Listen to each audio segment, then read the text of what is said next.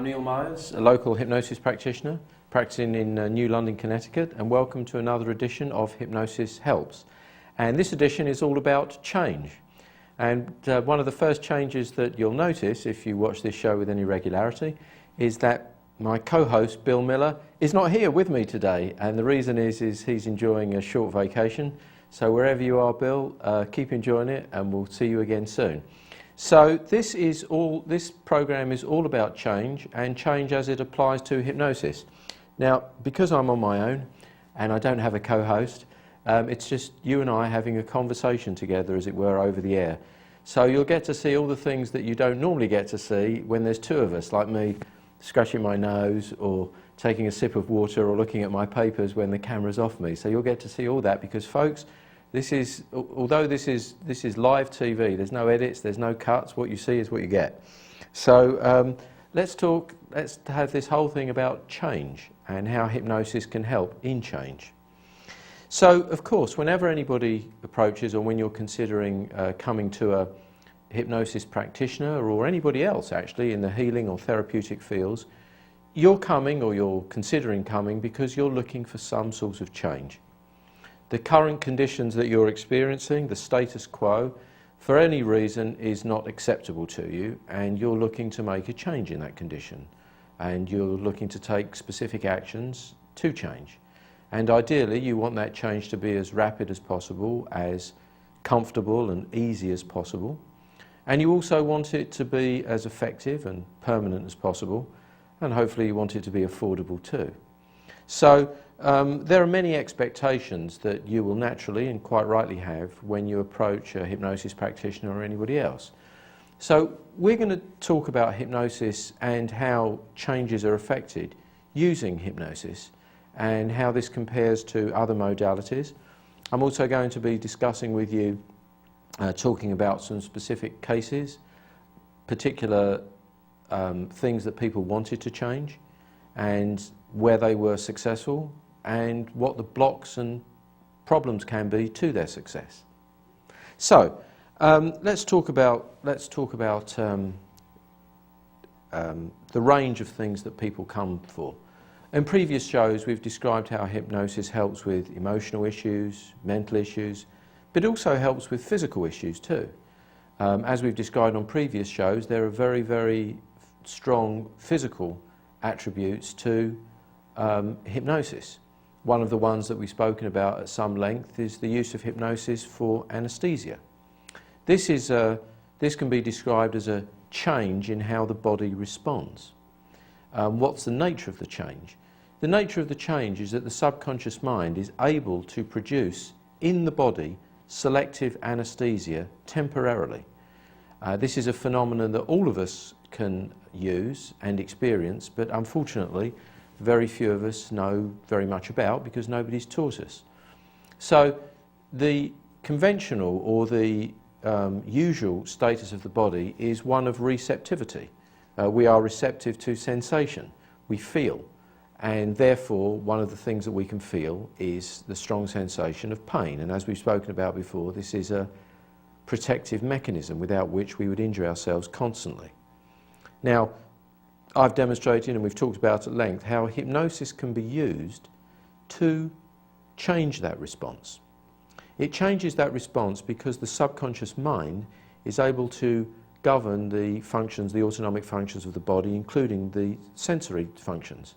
And under direction and for a legitimate purpose, it's able to change these so that literally one can make parts of one's body insensible to pain.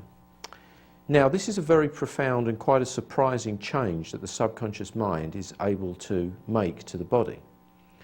When people use hypnoanesthesia, it's commonly the case that the medical professionals who are carrying out the medical procedure, such as an operation, will of course be monitoring them. They'll be monitoring their heart rate, their breathing, and also their muscle reaction.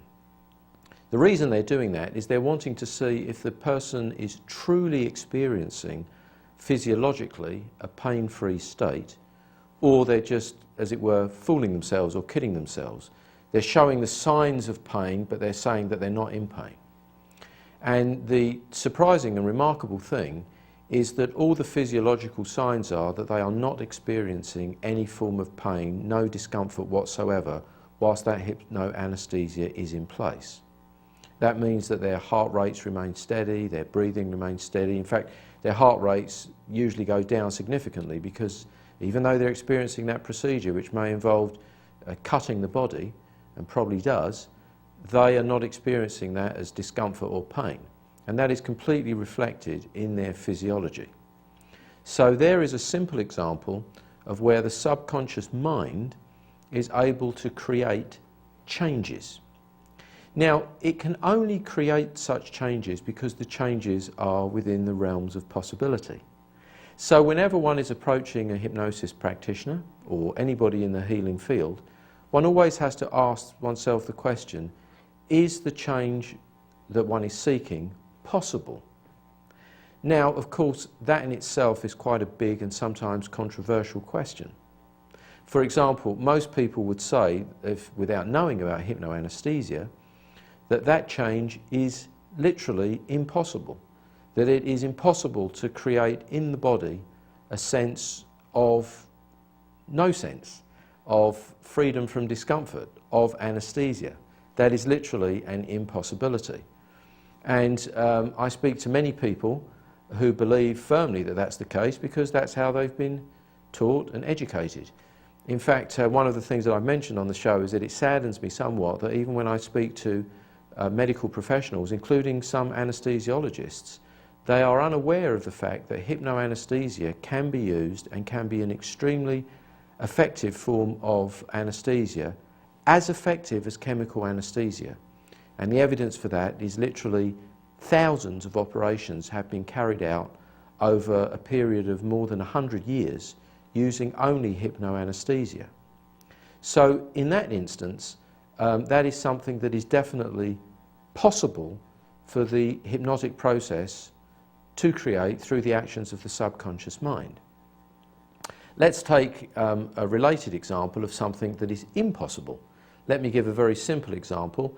If I've frequently said if I chop off my finger, and I don't intend to do so to demonstrate on the show, but if I chop off my finger, no amount of hypnosis is going to cause that finger to grow back, or not anything that I know. And nobody's ever demonstrated that that can happen. There's lots of things you can do which we can talk about, but it won't grow that finger back. That is the realm of the impossible. That is where hypnosis or any other healing art that we know of cannot help. However, let's say I'm unlucky enough to have cut my finger very badly, then the change that we are looking for is to take that from a status of trauma, acute trauma in the form of a cut, to a status of healing. And so to do that, we know that we have to use methodologies to support healing. Now, 150 years ago plus, and you'll forgive me if I have a sip of coffee. This is one of the things you don't see normally. There we go, the hypnotist is refreshed. One of the things that hypnosis has been used for is to aid healing. But let's talk about the physical healing first. When physical healing happens, the physical healing is an action of the body and mind working together. So, for example, if you were to cut your finger and it required a stitch or a suture, then the doctor or medical professional who attends you would sew it up, probably clean it first, bandage it up, and the healing process would take place. What the surgeon is doing in that instance is creating conditions for healing. He creates those conditions physically by ensuring that the wound is cleaned so that there isn't bacteria there. And then, of course, that factor, nothing was known about those bacteria that cause infection. And so 150 years ago, and so 150, 200 years ago, secondary infection would be responsible for the death of many people who'd experienced surgery, even if the surgery itself didn't kill them. And so mortality rates were extremely high as 1 in 2. So you had about a coin flip chance of surviving. Not very good. Now, of course, modern conditions combined with anaesthesia and proper hygiene and cleanliness ensure that conditions are clean and hygienic. And so we know that. So what those do is they support the conditions where healing can take place. Now, as an adjunct to that, hypnosis can also support conditions for increasing the pace of healing. And I've seen some remarkable examples of where this can in fact be the case. A short while ago, sometime during the summer, I was working with a young sportsman who had injured himself. He'd injured his ankle, and he wanted to play in a very important game in 2.5 weeks' time, but he was told by his medical profession that the nature of the injury was such that it was unlikely that he would even be able to begin physical rehabilitation for at least another 4 to 5 weeks. When he came to visit me, he was limping slightly. I brought him into deep hypnosis and gave the suggestion simply that the body would heal twice as quickly as is normal. He actually walked out of there and he experienced a very rapid healing. He went to his doctor a couple of days before the game and was cleared to play in that game, and he did. So his healing was far more rapid than normal. The reason is because his subconscious mind, supporting that idea, created the conditions to increase the speed and rapidity of healing. When we prepare people, as we sometimes do for surgery in hypnosis, we do pre and post-surgery work. And fortunately, we can often do this in conjunction with the medical professionals, asking them what it is they want. So, for example, by doing that, we can not only make the recovery more rapid, but the actual surgery itself easier. Muscles will be more relaxed, bleeding will be less, many things will be much easier. A colleague of mine about 3 years ago had eye surgery, and not him, but one of the surgeon's patients required eye surgery but could not have regular chemical anaesthesia because unfortunately she was allergic to it. The operation had to be carried out under local anaesthesia anyway, because it's necessary through that procedure for the patient to communicate with the surgeon, since adjustments are being made to the eyes. And the procedure can take anywhere from an hour to as long as 9 hours, with about 2 hours being the average. In this particular instance, that operation, I wasn't the hypnotist involved, but another hypnotist was carried out entirely using hypnoanesthesia. The interesting thing is the surgeon was very, very excited about the results and the surgery. And the reason was his patient was more communicative than would normally be the case under forms of local anaesthesia, which meant that he was able to fine-tune the surgical procedure much more fully than had previously been the case. And he expressed the wish that he wished all patients could be operated on in that manner. So again, these are examples of where hypnosis supports change. It supports a very, very specific change by engaging the subconscious mind to work with the conscious mind to produce the changes that we want. Now let's move on to a different type of change, the sort of change that's involved in the healing of physical illnesses. On this show with Bill and with others, we've spoken about the fact that my mentor, who unfortunately died this summer, Stephen Parkhill, used hypnosis to heal cancer.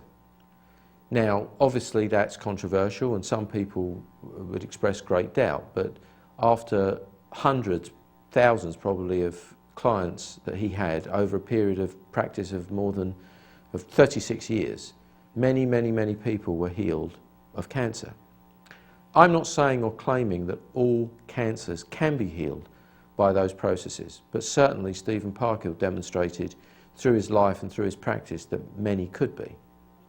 Now, the reason he was able to effect that healing, he told us, is because the cancers were driven by self-mutilating programs that had lodged themselves in the subconscious mind. And by identifying those programs, releasing the emotions connecting with them, and eliminating those programs, the cancer's healed.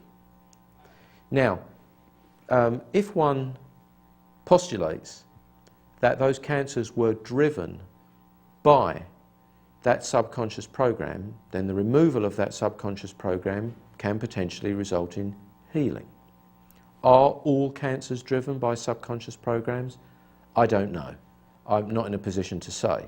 But I do believe that many more are driven by them, and naturally the people who presented themselves to Mr. Parkhill, and sometimes come to myself and others, come because other healing modalities haven't been effective. And so they come to seek us in a hope that our modality will be effective. Now, another sip of coffee. In that instance, the change that was effective was a change from illness to health, from dis-ease to ease. The change that was affected because the natural condition of the body is one of health, of homeostasis, of a condition of happiness, health and proper functionality.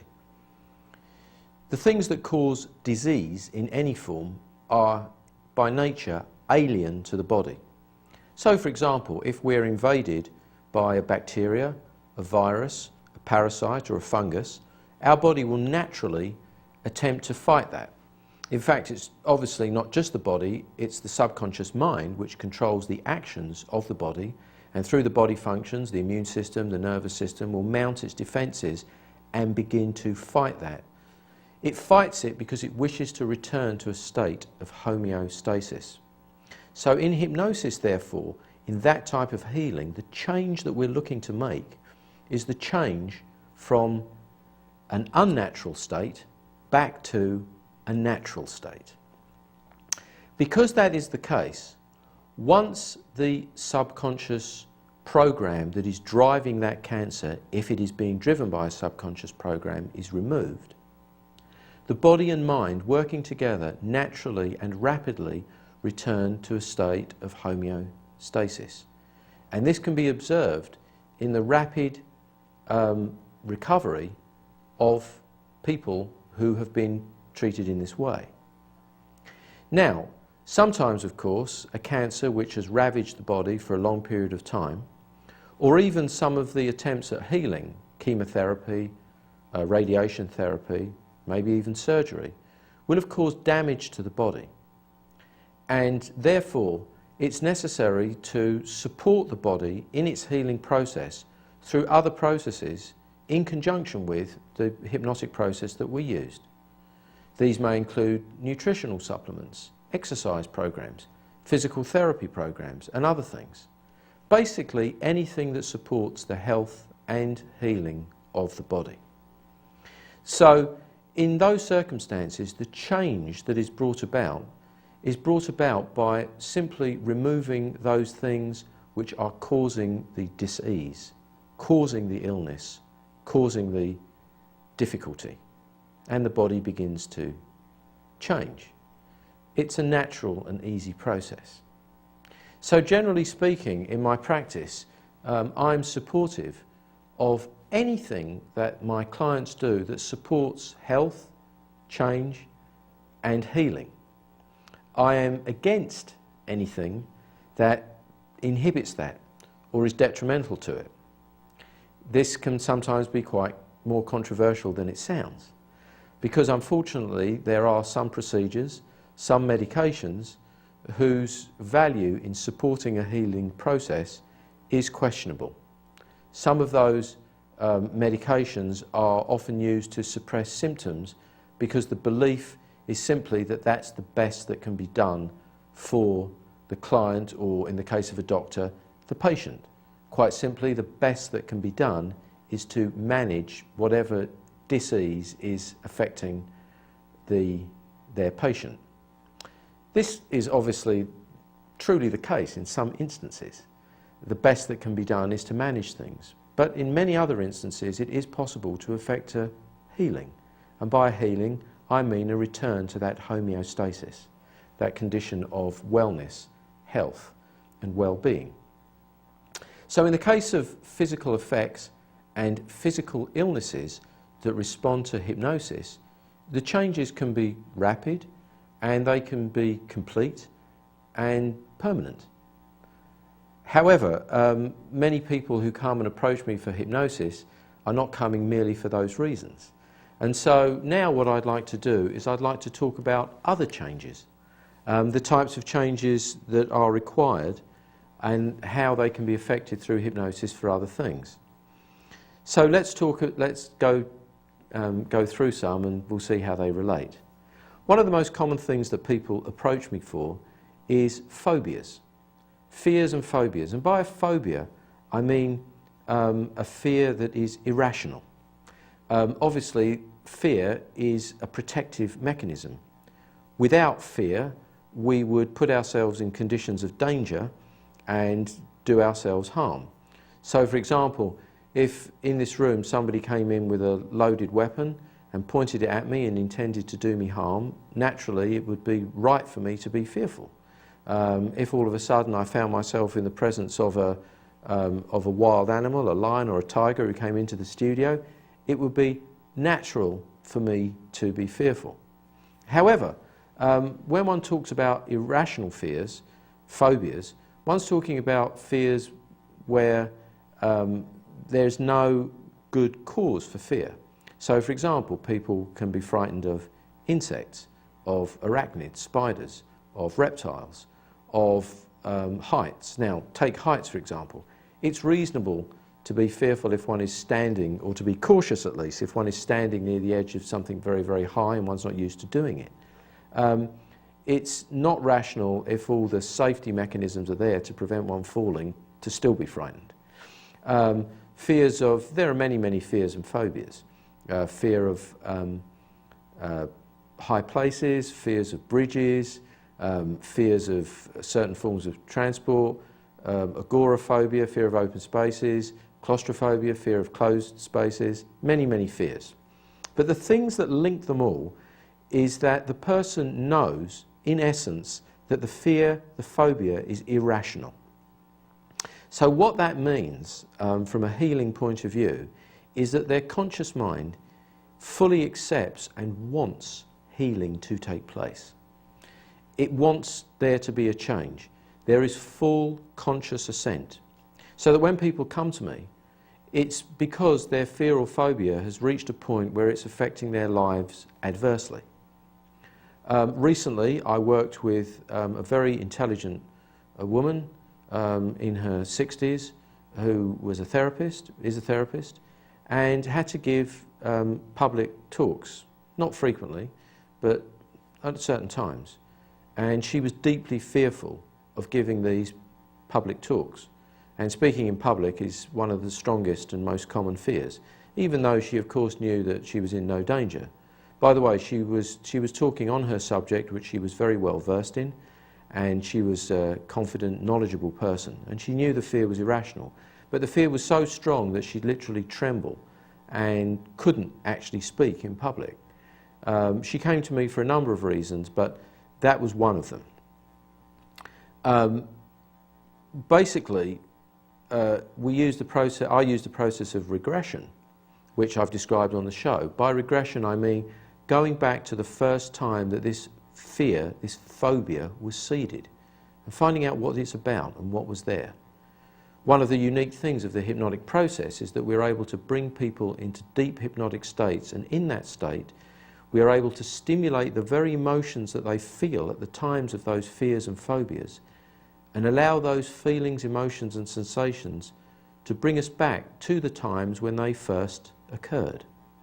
And when we can do that, we can begin a healing process of releasing trapped emotions and basically reforming the whole conundrum that surrounds those particular set of ideas. And this we did effectively with this particular lady, and having done that, she was able, a short time after I'd worked with her, to give a talk in public, which not only did she give easily, comfortably and fluidly, but enjoyably, with none of the previous anxiety. And I've worked similarly with people who have fear of heights, who have fears of insects or reptiles, many other types of fears, claustrophobia and agoraphobia. Now the thing that links these, and one of the reasons that I can be effective in these, and other hypnosis practitioners are effective in these, or can be using the right methodologies, is that the person essentially wants that change. They want the change to occur. Very often they deeply want it to occur. A few years ago I worked with a young lady. She was, at the time I worked with her, 13, and she was suffering from what was not quite agoraphobia but was almost there. She couldn't go to school, she couldn't go to social events, she couldn't go to her sporting practices, but she deeply wanted this change. And so when I worked with her, I'm not going to say it was immediate and easy, but in a few sessions she was able to make that change, and there's been no return of that behaviour, or that fear I should say, for several years, and I don't expect there to ever be a return. In fact, when you ask her, she can barely remember that was even the case. She knew she remembers the hypnosis, of course, but she hardly remembers that she was like that. She knows that she was, but it's just something that was in her past. And so she's changed. And the change that was brought about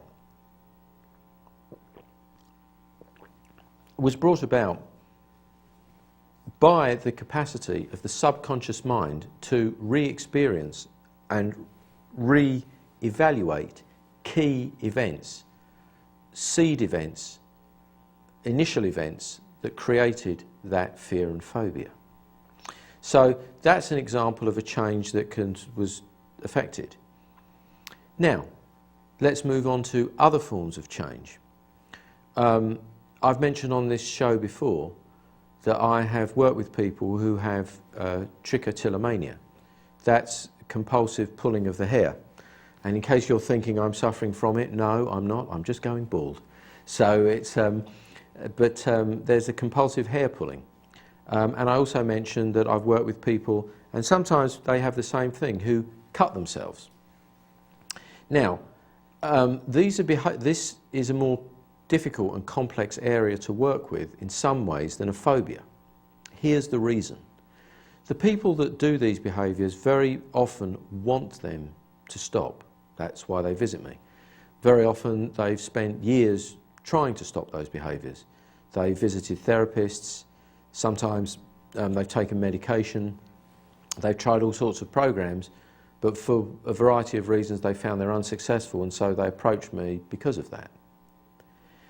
Now, the most important thing for me to establish initially is that they want this behaviour to change, truly want it to change. Now, many of us say that we want things, but we don't necessarily want to do those things that will require the changes to occur. So, for example, if you were to ask me, I would love to be able to play the piano like Evgeny Kissin or Vladimir Horowitz, for those of you who know those gentlemen, or play the violin like Jascha Heifetz or any of the other great violinists of past and present. Would I have the talent to do so? I have no idea. But what I do know is that I certainly, at this point in my life, have not been willing to put in the hours, weeks and years of work that is required to bring me to anything even approaching that level of skill. So it's merely a wish. It's not a wish backed by any effective or structured action. In the same way, some of the things that I work with require the clients to do something, to take specific actions. So one of the things that I need to determine first of all is the client up for taking specific actions or not? Certain things don't require the client to take specific action. For example, in the cases that I gave of hypnoanesthesia, it's merely only necessary for the client to listen and go along with the process, and it just happens. In the case of illnesses like cancer, already the desire for healing is normally extremely strong because they have a desire naturally, almost invariably, to live although occasionally some people do not wish to live, but assuming that that is not the case and they do wish to live, the processes take effect, and there's a few things that they have to do, but not much. In the case of a phobia, similarly. In the case of trichotillomania, compulsive hair pulling or cutting or other similar compulsive behaviours, I have to establish whether the person truly wants them to change. And one of the signs for me that they truly want something to change is that they are sick of the fact that the behaviour controls them. The sense of being controlled by a behaviour or a habit that they do not want is one of the most important conscious mind attributes driving effective and permanent change. In the absence of that specific intention, change, even using powerful hypnotic processes, is rarely going to be effective. So I can give two examples of cases with young people with cutting. I met with one young person, and she was 15 years old at the time, and she'd been cutting for about 5 years. It wasn't the most serious case of cutting, but it was consistent and frequent. After a conversation with her, she convinced me that she truly wanted to stop this behaviour, and most importantly, she wanted to stop it for her reasons. This was very important for me to establish. It wasn't enough that she wanted to change because her mother or father wanted to change, or that her school or teachers wanted her to change. It wasn't even enough that her therapist or I wanted to change, her to change. It was important that she wanted to change for her reasons. Once I'd established that she was sincere about that, and then the hypnotic processes we follow to form that were extremely effective. And to this day, she remains free of that behaviour. I want to contrast that with another case of cutting in an older person. This person who came to see me was in their early 30s and had been cutting for some considerable period of time and had cuts all across their body. We worked partially successfully after the first session, but there was something that I wasn't happy with. And when I spoke on the second session at some length before doing hypnosis with the client, she said something that was quite extraordinary when I asked her if she wanted to change. And she said, "Well, I think cutting makes me a more interesting person." And after some conversation, it seemed that that was an extremely important thing to her. It was extremely important that she would remain an interesting person, because without such, her personal definitions would be diminished. Therefore, she has two options. She could change that idea, and if she's not willing to change that idea, there isn't much that my hypnotic work, many ways in which I'm going to be able to help her. Because quite simply, her subconscious mind would reject any suggestions for change. Now, what can she do? My recommendation to her was that in that instance, she should seek the advice of a therapist. Why? Sometimes people think that people who do hypnosis are anti-talk therapy. I'm not anti-talk therapy. I believe talk therapy has an important place, and in this instance, I believe it was very important so that this young person could explore why that was the case, to explore why they were willing to continue to engage in this behaviour, and what meaning and importance it had in their lives. Having established that, and having established, if they felt so, that they wanted to change for their own reasons, then I could reasonably help them. But until that arrived, I couldn't. Similarly, about 2 years before that, I'd met with somebody who had an addiction problem. Now, we're going to spend whole shows talking about addiction, but I want to stress this in terms of change. People who come with an addiction very often say that they want to change, but the first thing I have to establish is whether they are sincere. And it's not that I'm saying that they don't believe that they want to make the change or even that they're sincere, but they have to be sincere about taking certain actions and behaviours that will result in that change happening. Of course, the first thing they have to acknowledge that there's even a problem at all. And so I was approached by some friends whose son, they believed, had a gambling problem. The evidence of this was that he'd gambled 90% of his life savings, not a huge amount of money, but more than $50,000. He'd gambled it away over the course of 1 week betting on sports. And clearly that's a problem.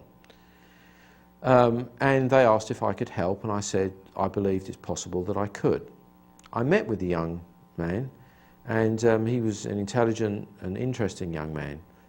But what became apparent during the course of the conversation was that he really didn't believe he had any problem at all. He simply felt that he'd been unlucky. He didn't see any problem with gambling away 90% of his savings in the space of less than a week.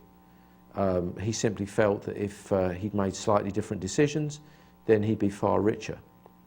So his concept of the behaviour was, I felt, distorted, and therefore there was no sincere desire to change. I spoke to his parents and basically said that he'd be wasting his time and my time and their money coming to see me for sessions, and I recommended that he speak with a talk therapist so as to explore more about this behaviour.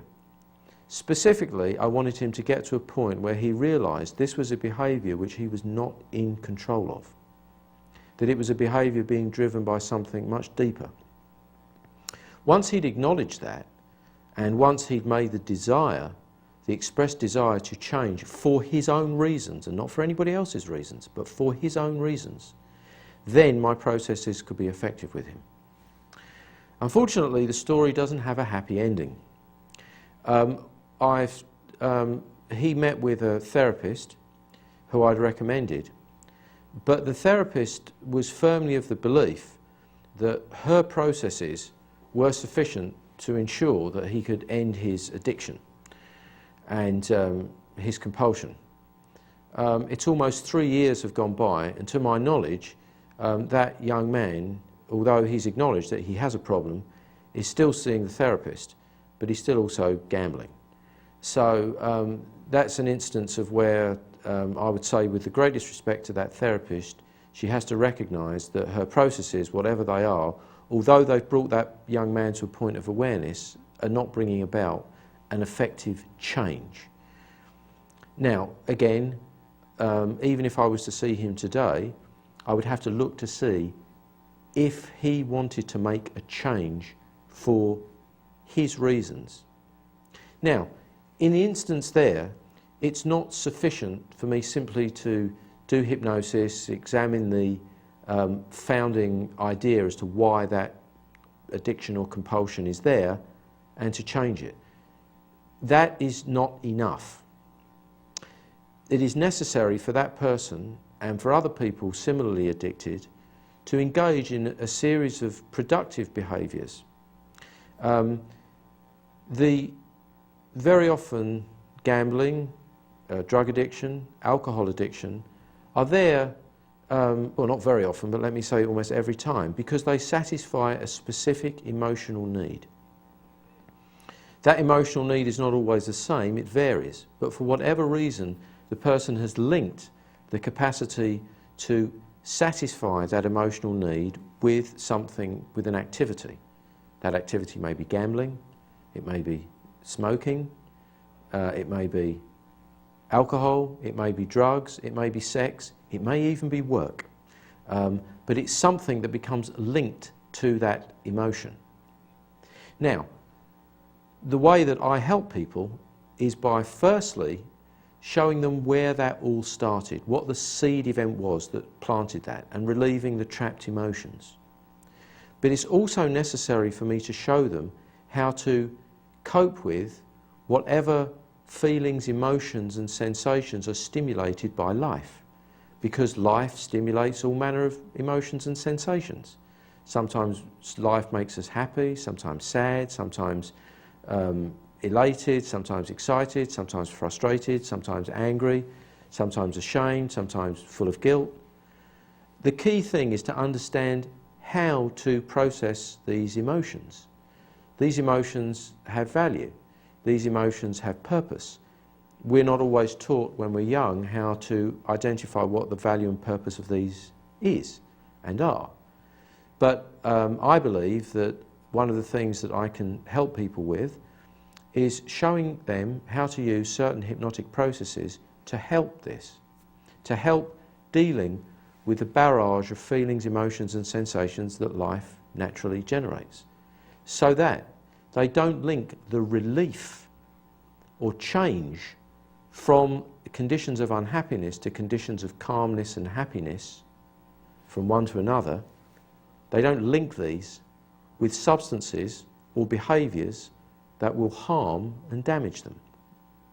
So, let's take a simple one. Or I say simple, it's not always that simple. Let's take, for example, smoking. And we've talked at length about smoking cessation, and we'll talk about it more. Just about every smoker you ever meet, unless they've been living under a rock, knows that smoking is unhealthy. It's pointless talking to them about health alone. They know it's unhealthy. Also, if you ask them two questions, they almost always answer in the negative. The two questions are, knowing what you know today about smoking and its effect upon you and your life, if you could go back to the time before you ever had a cigarette, if you could go back to that time, would you take that cigarette? To which the answer is always no. If I knew what I knew now, no. And then the other killer question I ask people, if they have children or grandchildren, or even if they don't, if they have nephews or nieces or someone they know, would they recommend that that young person begins smoking? And they look at me in shock and say, well, of course not, that would be absurd. So rationally, they know that smoking is unhealthy. They know that smoking is something that they would not start again if they had a second chance. And they also know that they don't want people that are near and dear to them of a young age to begin. Yet they continue to do it. And they continue to do it. Firstly, they tell me because they're addicted, but I'm going to put that to one side for a moment. But they continue in the behaviour so that they come to me, usually because they've tried all sorts of other things. The patch, the gum, sometimes mind-altering drugs like Chantix. But for whatever reason, these things are not working for them. And they've even sometimes tried other forms of hypnosis, like large group hypnosis, which is usually ineffective, except for very small numbers of people. And so they come to me for a change. But there's something that I need to know from them. I need to know two things. I need to know if they've reached the point, firstly, where they are sick, absolutely sick and tired of cigarettes controlling their life. And therefore, secondly, if they hate the cigarette. And so I ask them these questions. And about 25% of all the people who approach me for smoking cessation, I turn down because they fail those two basic tests, which means that using my processes or any processes, they will either stop temporarily or not stop at all, but they won't stop permanently. They haven't reached a point where their conscious mind is giving assent to a process so that they can make change. And change will not happen unless that's the case. Now, it's not the case that change can only happen using hypnotic process. Many people stop smoking without using hypnosis. My father, for example, literally put his cigarettes down when he decided that it wasn't time to smoke anymore, and he quite simply said, it's either you or me, and it's going to be me. And for him, that worked. There wasn't a strong emotional link, and some people are able to do it that way, but most are not. Even those people who are able to do it in that way, for example, find it very difficult and stressful. Hypnosis makes the process far, far easier, quicker, and permanent if properly conducted at the right time. However, even using the hypnotic process, many people believe that when they come along, that I'm going to snap my fingers, they're going to fall asleep, they're going to wake up and be a non-smoker. It's not quite like that. I'll make the process extremely easy for them by giving them powerful suggestions in a deep hypnotic state that they want. But there are certain things that they have to do for a period of time afterwards to reinforce what we did in hypnosis. In other words, they need to do certain things to make those changes effective. Because the controversial addictive element to smoking, which may be the nicotine, passes out of the body in 3 days. The strong amount of sugar that's in every cigarette does pass out of the body, although there's still can be a strong desire for the sugar. But the things that people are left with is the habit. And the habit is usually linked to the relief of particular feelings, emotions and sensations linked to a specific action. In that case, pulling a cigarette to the mouth. And that's the trance state that people put themselves in when they smoke, doing something that they know is costly, damaging to their health, but which they feel they must do so that they can get relief from feelings, emotions and sensations. So one of the key things that I show people is that they can lead a healthy life, a happy life, an emotionally satisfying and content life free of cigarettes. Because quite simply, cigarettes are not normal. It's not a normal thing to do. It may be common, but it is not normal. If they follow the processes that I suggest, they'll stop. However, occasionally people don't. And they don't follow those processes. So that's an instance in which it's necessary to do a little. Now let's take something even in some ways more difficult to deal with. Quite frequently people approach me with depression, sometimes anxieties, but deep depressions. Now very often these people are on various medications. And the aim of these medications is almost always the same. It's to suppress whatever strong feelings, emotions and sensations they're experiencing. To suppress the sadness, the anxiety, the fear, the trepidation and everything else associated with that depression.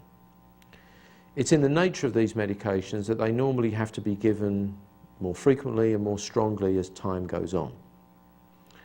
Now, some people are happy to lead their lives in that way because they feel in that way that they are managing their depression as best they can.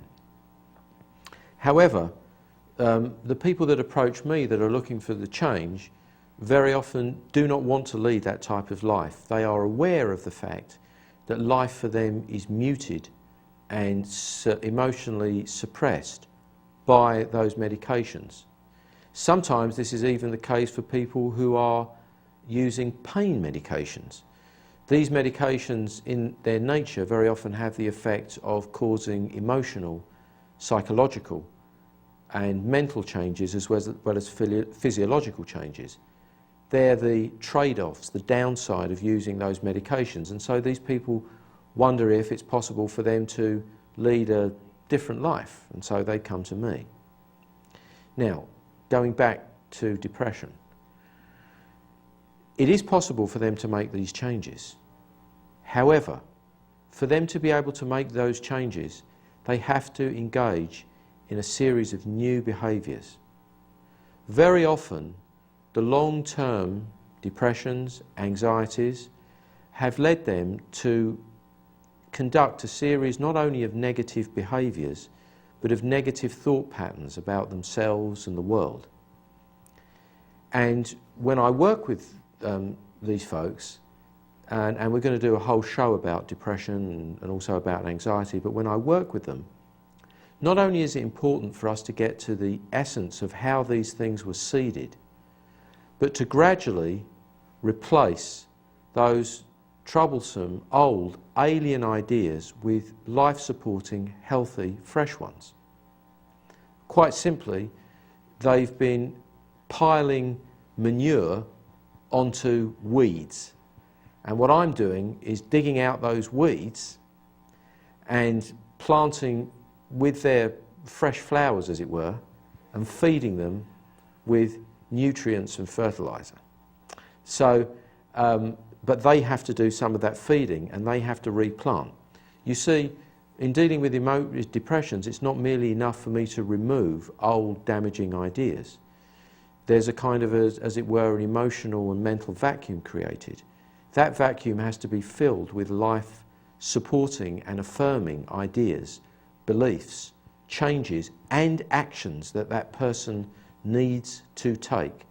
In other words, they need to accept that they need to make changes in their life with the support of the processes that I use and other processes, and they have to be engaged in this process of support.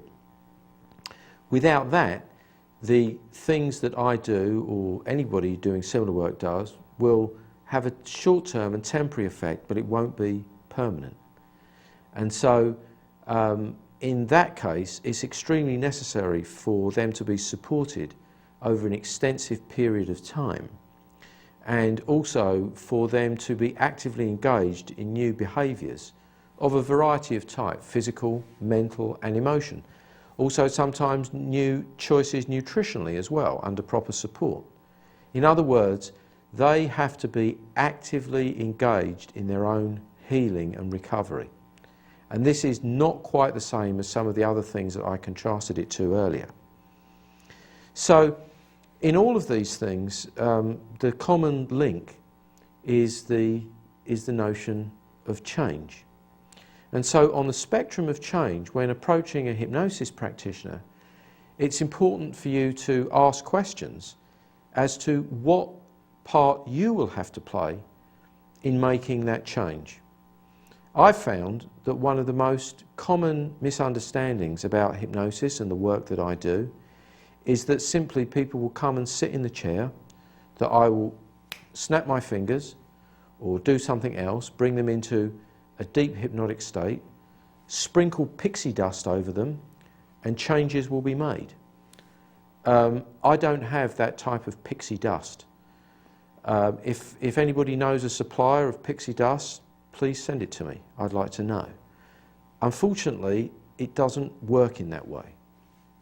Hypnosis can appear to be almost miraculous sometimes in the rapidity and permanency with which it can affect changes. But it's not magic. If there is magic in the process, it's actually the magic of the subconscious mind. The magic is with you. The magic is with your subconscious mind. We all have an extremely powerful subconscious mind. That subconscious mind right now is running every function of your body, right now recording every sensory and emotional impression, including your imagination that's being formed. And it's been doing it from the time of your conception to now. Now, you, as we all do, have a choice. You have a choice as to whether to be completely unaware of and ignorant of the actions of that subconscious mind, or to bring yourself to a condition where you can recruit it, where it can truly become your friend to make the changes that you want to make for yourself. And when you recruit the power of your subconscious mind, the extraordinary changes that you can make are perhaps miraculous. One of the happier and more positive changes that I sometimes help to facilitate and observe using hypnosis is an increase and an enhancement of performance. An example of which, for example, is, let's say, sports performance. My mentor, Stephen Parkhill, loved sport, and he loved to work with sports people. One of his favourite sports was motor car racing. And when he would work with sports people, he would work, as he told me, in two ways, and I believe that this is the most effective way to work. He would look to see if there were any limiting ideas, emotions, based upon early life experiencing, which were forming, as it were, a ceiling, a glass ceiling over their capacity to perform at optimal level. and he would look to remove these. But he would also show them how to enter deep hypnotic trance even whilst performing their sport. Because of course, you can be in deep trance with your eyes open, you don't have to be like this. And that deep hypnotic trance enabled them to enhance their performance in the moment that they were participating in their sport. And to do that, he needed to show them how to use hypnosis. It wasn't enough just to remove the limiting ideas. He also had to give them ideas for enhancing whatever it is that they were doing. And this applies, of course, not only to sports people, it applies to young people who are studying for exams, who may have anxiety, or older people. If you're somebody out there who's studying for a professional exam and are concerned about it, we can help you. We can help you not only by increasing your capacity to study, but by changing the limiting ideas that are causing you to have certain self-limiting beliefs about yourself. In earlier shows, you met with Kevin, a naval officer who had to take some exams. He'd suffered under the limiting ideas that he didn't have a good memory. They'd been seeded by earlier experiences, very early, from his early childhood. Having removed those ideas, we then replaced them with new ideas. And when I say we, I didn't replace them. It's not mind control. Hypnosis is not mind control. It's supporting these processes of change, ideas that he wanted. And then he found the truth, which was he had an excellent memory, he's very intelligent, and he was able to take his exams and pass them comfortably and easily. But here's the thing, he still had to do the study. The hypnosis didn't magically put the study material into his head, as it won't magically turn me into a top sportsman if I'm not one, or into a concert pianist if I don't know how to play. But it will enhance performance, and it will enable you to study those things and to practice them more perfectly, more completely, and to shorten your time of study and to optimize your performance. So in all these ways, hypnosis can affect powerful changes. It can be one of the most, perhaps the most effective way of creating rapid, permanent change in a straightforward manner as you elicit the power of your conscious and subconscious mind. So in future sessions and in future programs, we'll talk more about how hypnosis helps, how hypnosis helps in different ways, how it's helped people. But I hope this has helped you understand how hypnosis can help affect change and what some of those changes can be. And so until next time, on the next edition of Hypnosis Helps, I look forward to seeing you then. And I hope this has helped you think about change and make changes that you want in your life. Until that next show, have a great time. See you soon.